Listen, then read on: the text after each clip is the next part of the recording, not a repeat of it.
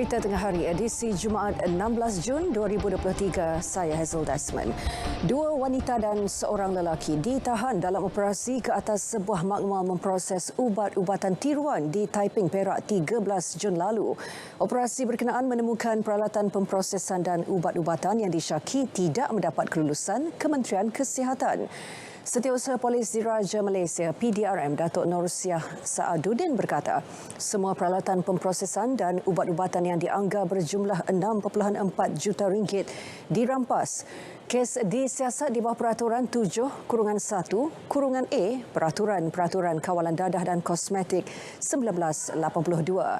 Menurutnya, operasi tersebut dijalankan Wildlife Crime Bureau atau Perisikan Siasatan Khas WCB PSK, Jabatan Keselamatan Dalam Negeri dan Ketenteraman Awam serta Kementerian Kesihatan.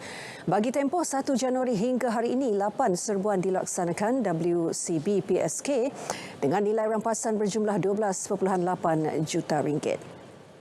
Beliau berkata PDRM komited membantu kementerian dan agensi kerajaan dalam menangani pelbagai isu ketenteraman awam dan keselamatan masyarakat. Berpura-pura memilih rantai tangan emas untuk dihadiahkan kepada ibunya, itu taktik digunakan seorang lelaki untuk melarikan 2 gelang emas dari sebuah kedai emas di Jalan Said Sheikh semalam. Ketua Polis Daerah Baling, Superintendent Samsudin Mamat berkata, suspek berusia 21 tahun itu melarikan diri dengan sebuah kereta. Bagaimanapun, dia yang bekerja sebagai kelindan lori berjaya ditahan beberapa jam selepas kejadian. Gelang emas yang dilarikan termasuk 2 lagi barang kes telah ditemukan semula. Kes disiasat mengikut Seksyen 380 Kanun Keseksaan kerana curi dalam bangunan.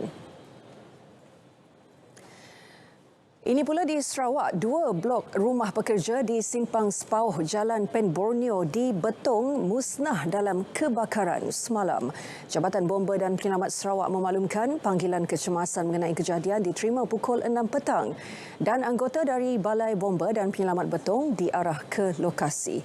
Setiba di tempat kejadian, rumah struktur tidak kekal itu telah musnah sepenuhnya dan kebakaran berjaya dipadam sepenuhnya kira-kira 7.15 malam. Tiada kemalangan jiwa dilaporkan, punca kebakaran masih disiasat. Sultan Kedah Sultan Salahuddin Sultan Badlishah semalam berkenan berangkat ke majlis bacaan Yasin dan doa selamat sempena sambutan ulang tahun Hari Keputeraan Baginda yang ke-81. Majlis diadakan di Masjid Zahir Al-Usta. Terus berangkat Raja Muda Kedah Tunku Sarafuddin Badlishah dan Tunku Mahkota Kedah Tunku Syazuddin Badlishah.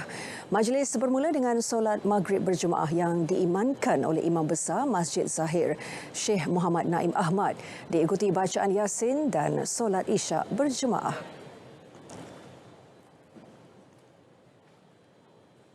Langkah kerajaan membawa telur ayam dari sumber luar bukanlah untuk menekan pengusaha industri telur ayam tempatan. Ia sebaliknya bagi mempelbagaikan sumber untuk memastikan bekalan dalam negara mencukupi. Menteri Pertanian dan Keterjaminan Makanan Datuk Seri Muhammad Sabu menjelaskan pengeluar telur tempatan sentiasa menjadi keutamaan dalam menjamin bekalan telur di Malaysia. Tegas beliau, pengimportan telur sama ada dari India ataupun Thailand adalah berdasarkan keputusan antara perniagaan dengan perniagaan dan bukan dilakukan kerajaan. Namun, pengimportan telur ayam dari India sudah tidak direkodkan selepas Januari lalu, manakala pengimportan dari Thailand belum direkodkan. Beliau memaklumkan tiada sebarang subsidi diberikan oleh kerajaan kepada telur yang diimport dari negara luar. Datuk Seri Muhammad Sabu menjelaskan perkara itu dalam jawapan bertulis di Dewan Rakyat semalam. Kerajaan Johor menzahirkan penghargaan kepada Kementerian Kesihatan atas keprihatinan menangani isu kekurangan tenaga kerja di hospital awam di negeri itu. Pembukaan semula 2 ward di Hospital Sultan Ismail dan penambahan 33 jururawat mampu menyegerakan rawatan kepada pesakit serta meringankan beban kaki tangan sedia ada. Menteri Besar Dato' On Hafiz Ghazi berkata, kerajaan negeri juga akan mengadakan perbincangan mengenai cadangan pembinaan Hospital Sultanah Aminah II semasa lawatan Menteri Kesihatan ke Johor Ahad ini.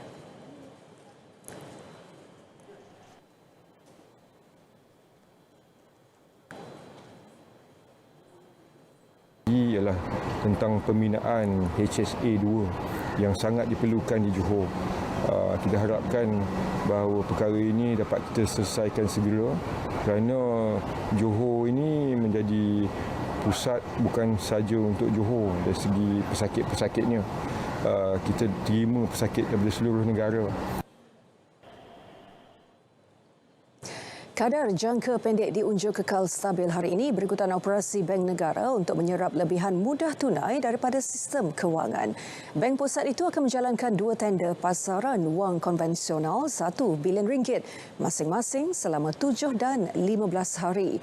Selain itu, ia juga mengadakan 1 tender program murabahah komoditi melibatkan RM2 bilion untuk tempoh 7 hari dan 1 tender repo berbalik RM855 juta selama 31 hari.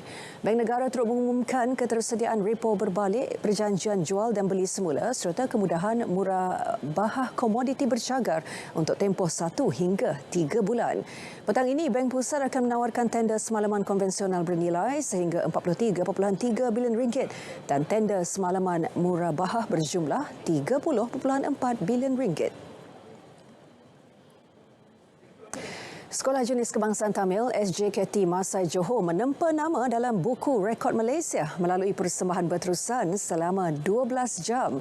Persembahan bertemakan Sejarah Malaysia bermula 7.30 pagi hingga 7.30 malam itu disertai 665 warga sekolah berkenaan. Guru Besar Vijayan Madavanai berkata ia pencapaian membanggakan hasil komitmen jitu 85% warga sekolah menjayakan persembahan tersebut.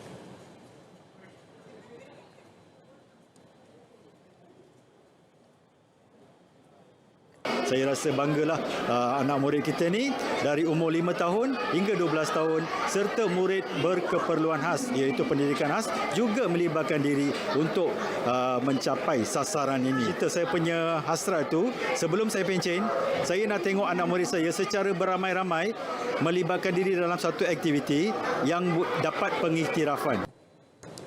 Bagi penasihat buku rekod Malaysia Siti Nur Hanim Muhammad Noor, penilaian dibuat berdasarkan jumlah masa yang ditetapkan dan penyusunan jalan cerita tanpa henti. Sebenarnya rekod ni kita tak ada lagi rekod sebelum ni tentang history presentation longest non stop. Jadi bila SJKT Masai apply untuk buat rekod ni dan berjaya mendapatkan rekod ni, jadi ini merupakan rekod yang pertama dan juga memulakan sebenarnya merupakan rekod pembuka untuk semua rakyat Malaysia lain.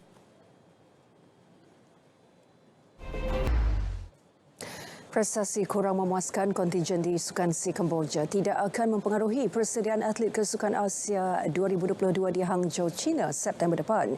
Keyakinan itu disuarakan Majlis Sukan Negara MSN atas beberapa faktor. Timbalan Ketua Pengarah MSN Suhardi Alias berkata acara dipertandingkan di kedua-dua tamasya sukan berkenaan tidak sama selain mempunyai senario berbeza. Beliau berkata sebahagian besar acara di Sukan Asia adalah sama seperti yang dipertandingkan di Sukan Olimpik.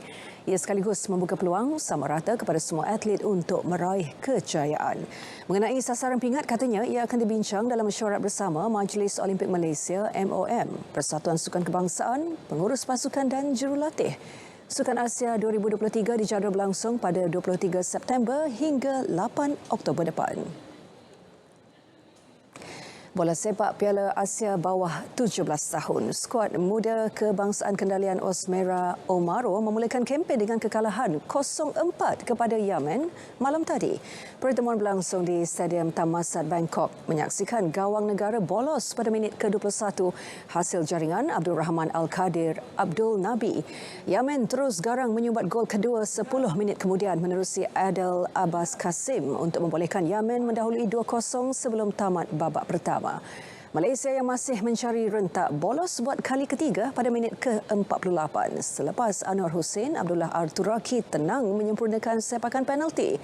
Hari malang skuad muda negara ditutup dengan gol keempat Yemen pada minit-minit akhir perlawanan menerusi jaringan Adib Ibrahim. Malaysia akan berdepan tuan rumah Thailand di Stadium Patung Tani Ahad ini sebelum menghadapi perlawanan terakhir kumpulan berdepan Laos pada 21 Jun.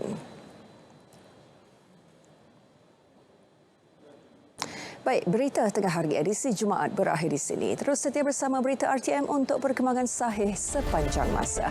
Salam Malaysia Madani, tekad perpaduan penuhi harapan.